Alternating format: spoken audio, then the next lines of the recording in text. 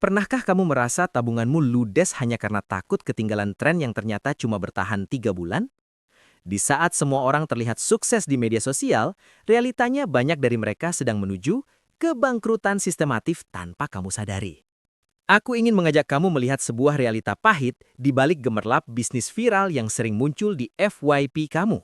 Kita akan membongkar mengapa mengejar hype adalah cara tercepat untuk miskin dan bagaimana bisnis yang dianggap sepele justru menjadi tambang emas tersembunyi.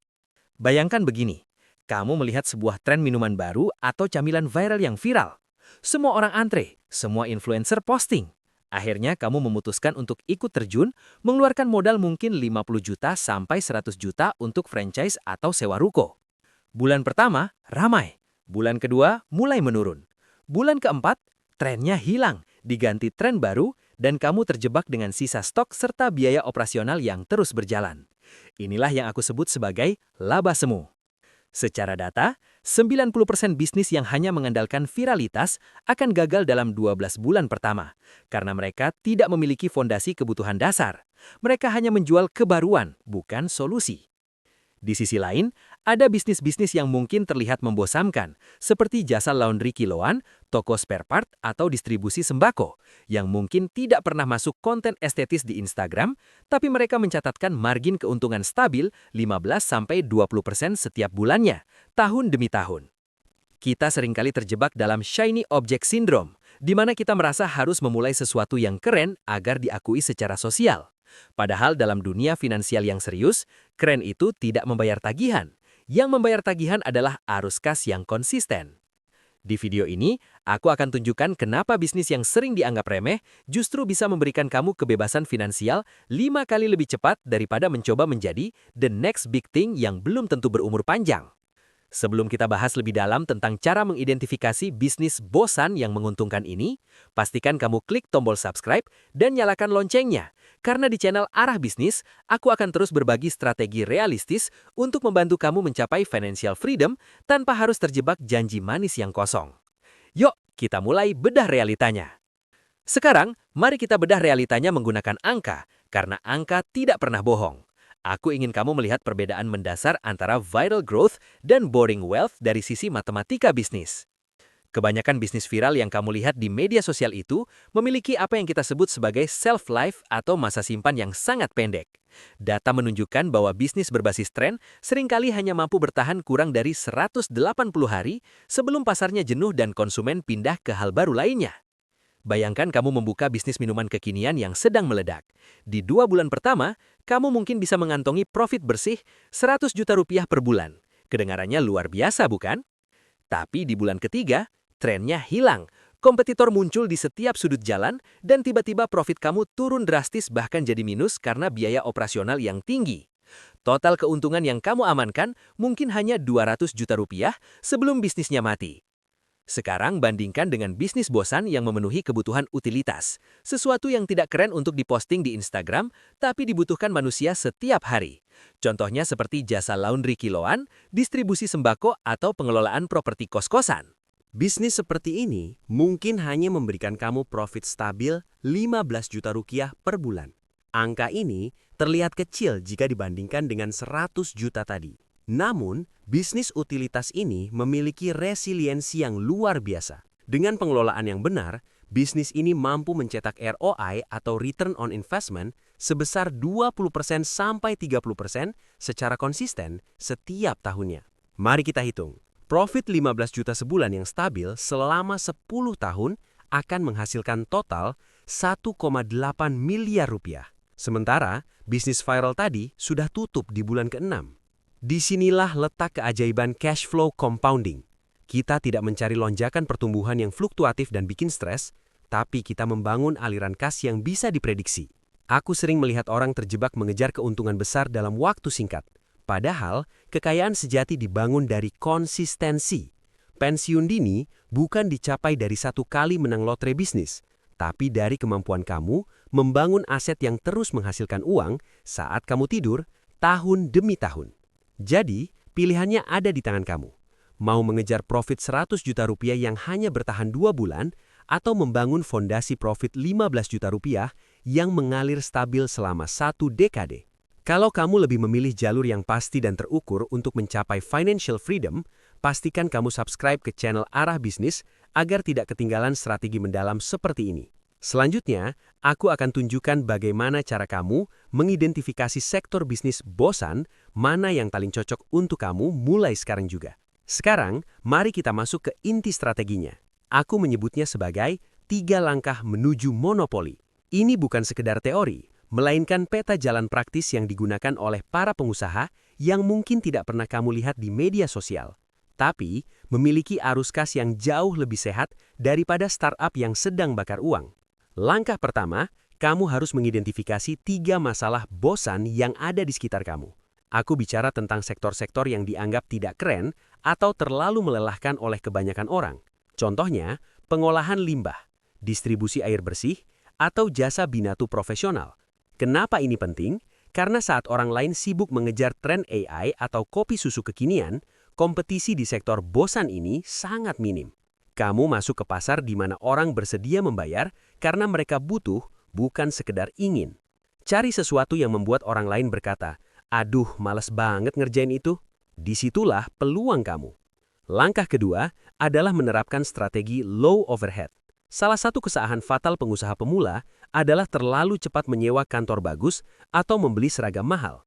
Aku ingin kamu memastikan biaya operasional atau OPEX kamu tidak lebih dari 50% dari total pendapatan selama 12 bulan pertama. Angka 50% ini adalah batas aman agar bisnis kamu tahan banting. Jika kamu menghasilkan 20 juta rupiah, pastikan biaya operasional kamu maksimal 10 juta rupiah. Sisa marginnya bukan untuk kamu nikmati, melainkan sebagai cadangan kas yang akan menjaga bisnis kamu tetap bernafas jika terjadi krisis ekonomi atau fluktuasi pasar. Langkah ketiga, dan ini yang paling krusial, adalah Profit Reinvestment Protocol. Aku sangat menyarankan agar 80% dari laba bersih kamu diputar kembali untuk menambah aset fisik. Gunakan uang itu untuk membeli mesin baru, menambah armada pengiriman, atau membuka outlet tambahan. Jangan gunakan laba ini untuk meningkatkan gaya hidup atau pamer di Instagram. Tujuannya satu, memperbesar kapasitas produksi sampai sistemnya bisa berjalan otomatis tanpa kehadiran kamu sama sekali. Ingat, tujuan kita bukan terlihat kaya, tapi memiliki mesin uang yang bekerja 24 jam untuk kamu. Jika kamu berkomitmen menjalankan 3 langkah ini dengan disiplin, kamu tidak hanya membangun bisnis, tapi kamu sedang membangun aset yang akan membiayai masa pensiun kamu, jauh lebih cepat dari yang kamu bayangkan. Kalau kamu merasa strategi yang terukur dan berbasis data seperti ini lebih masuk akal dibanding sekedar mengikuti tren viral, pastikan kamu klik tombol subscribe di channel Arah Bisnis. Aku akan terus membagikan insight mendalam untuk membantu kamu mencapai financial freedom dengan cara yang cerdas dan realistis. Selanjutnya, kita akan bedah bagaimana cara menghitung ROI dari aset fisik pertama yang harus kamu beli, agar langkah ketiga tadi berjalan maksimal. Sekarang, aku mau ajak kamu masuk ke dalam sebuah simulasi nyata untuk melihat bagaimana logika ini bekerja di lapangan. Bayangkan ada 2 orang, sebut saja si A dan si B. Keduanya sama-sama memiliki modal awal sebesar 200 juta rupiah.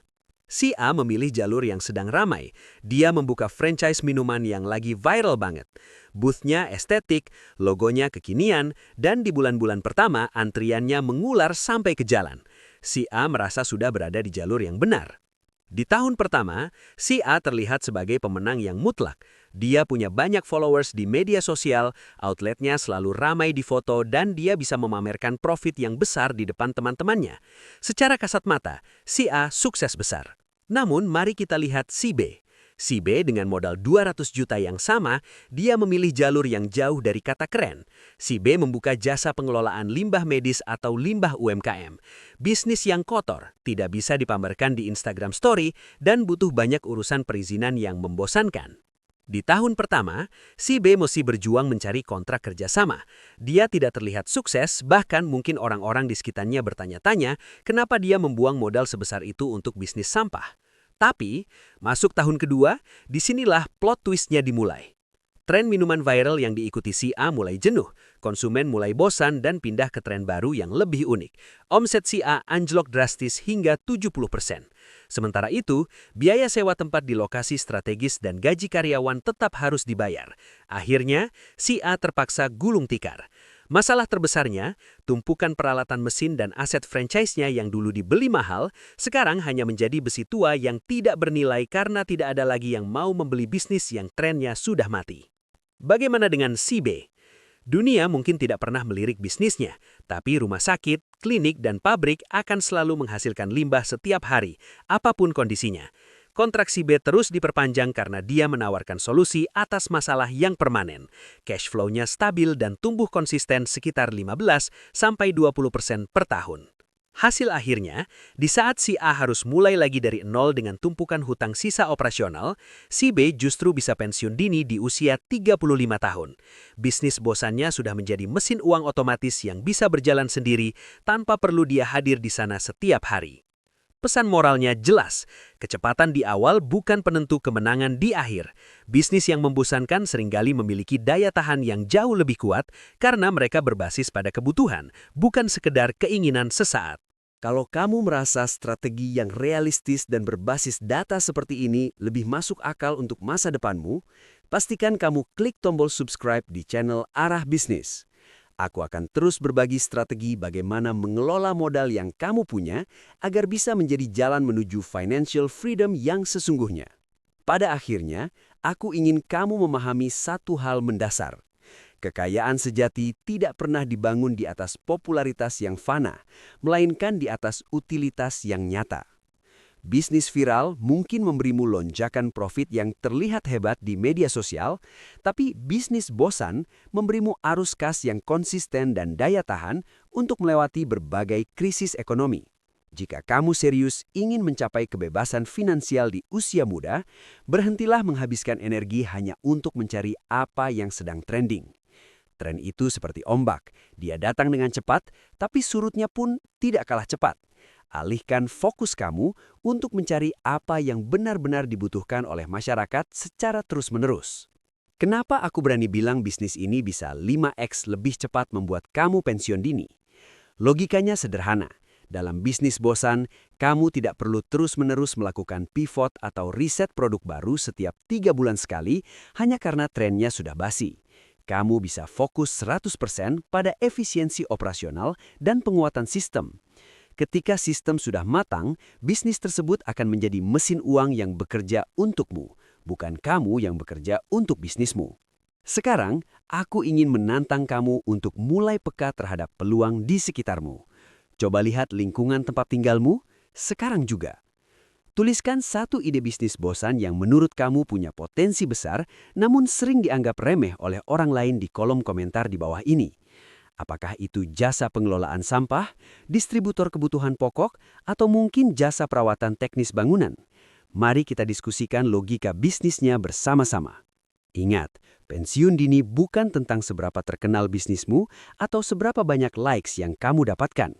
Pensiun dini adalah tentang seberapa kuat sistem yang kamu bangun untuk menopang gaya hidupmu tanpa kamu harus terlibat secara fisik setiap hari. Kalau kamu merasa perspektif ini membantu kamu melihat peluang bisnis dengan lebih rasional, pastikan kamu klik tombol subscribe di channel Arah Bisnis. Aku akan terus membagikan strategi dan data yang akan membantu kamu membangun aset nyata menuju financial freedom. Sampai jumpa di video edukasi berikutnya.